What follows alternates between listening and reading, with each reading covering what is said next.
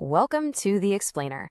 All right, today we are digging into a really powerful theory, something that's all about aging, identity, and, what it actually means to have a satisfying later life. Think of it as a kind of roadmap for navigating some of life's biggest and maybe scariest changes. So let's just jump right in with a pretty huge question. One that, let's be honest, a lot of us are going to face. What happens when retirement hits or the kids move out? When the whole structure of your day-to-day life just disappears. When those labels you've had for decades are suddenly gone. Who are you? And that question right there gets us to the core problem this whole theory is trying to solve. It's this potential identity crisis that psychologists call role loss. It is exactly that feeling of looking in the mirror and just thinking, okay, so what now?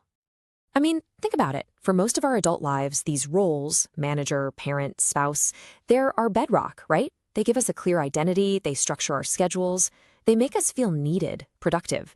It's basically the shorthand we use to tell people and ourselves who we are. But what happens when those life events come along and just strip those roles away? Well, it can leave this massive void. And if you don't have a plan, that void can quickly fill up with a sense of uselessness, of isolation, a kind of shrinking of your own self.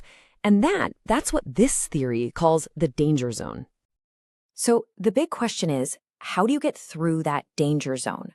Well, this is where a surprisingly optimistic framework, all the way from the 1960s, comes in with a really clear, proactive solution. It's a theory that basically says, hey, you have a lot more control over this than you think.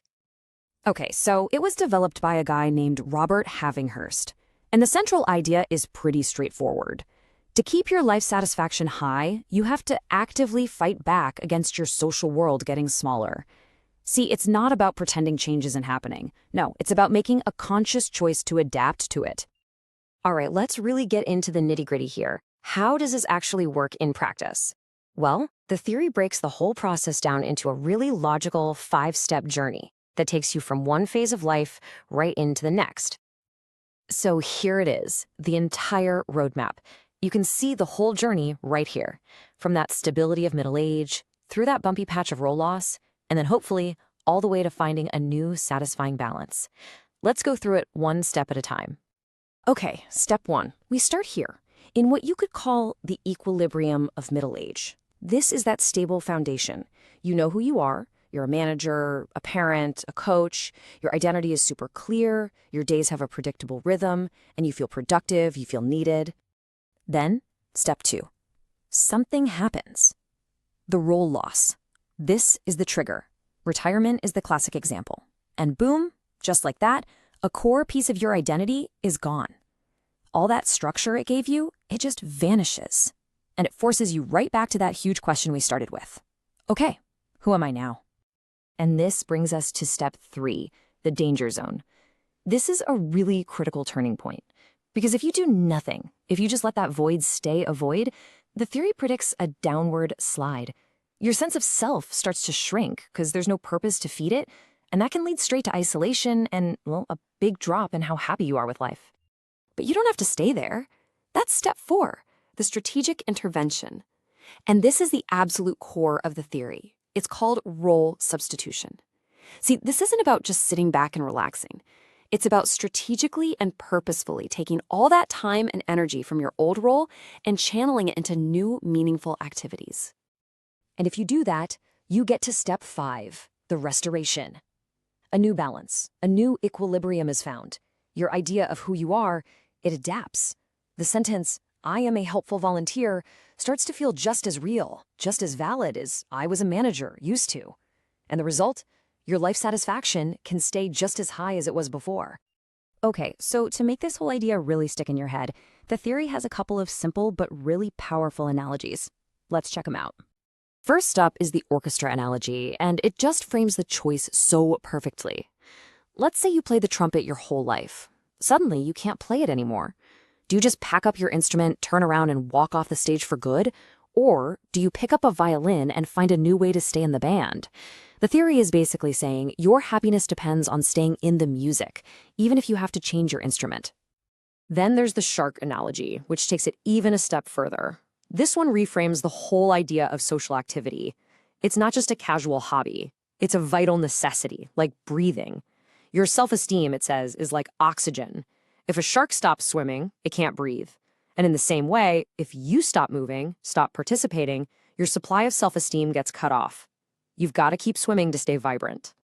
So, being active, substituting roles, what does that actually look like in the real world? It's a great question, and it's definitely not just one thing.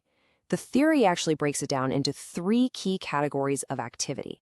Yeah, so the theory says that successful aging usually involves a healthy mix of all 3 of these.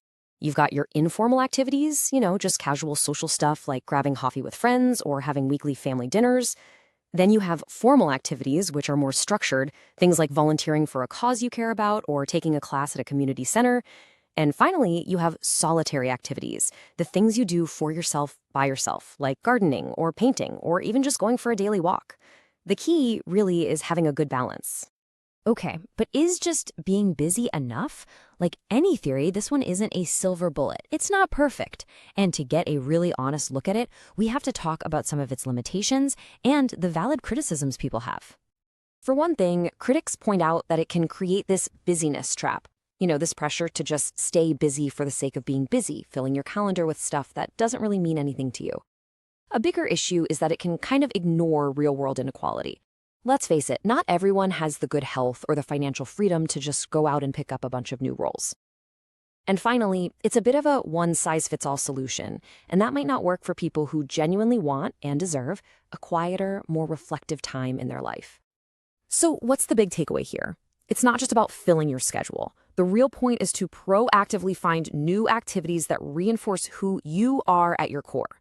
It's about maintaining that positive, consistent sense of self, even when everything around you is changing. And of course, remembering that the right way to do that is going to look different for every single person. And that really leaves us with one final big question to think about.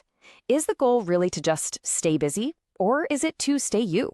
Maybe the whole point of the activity theory isn't just about doing more things, but about finding new ways to keep on being the person you've always been.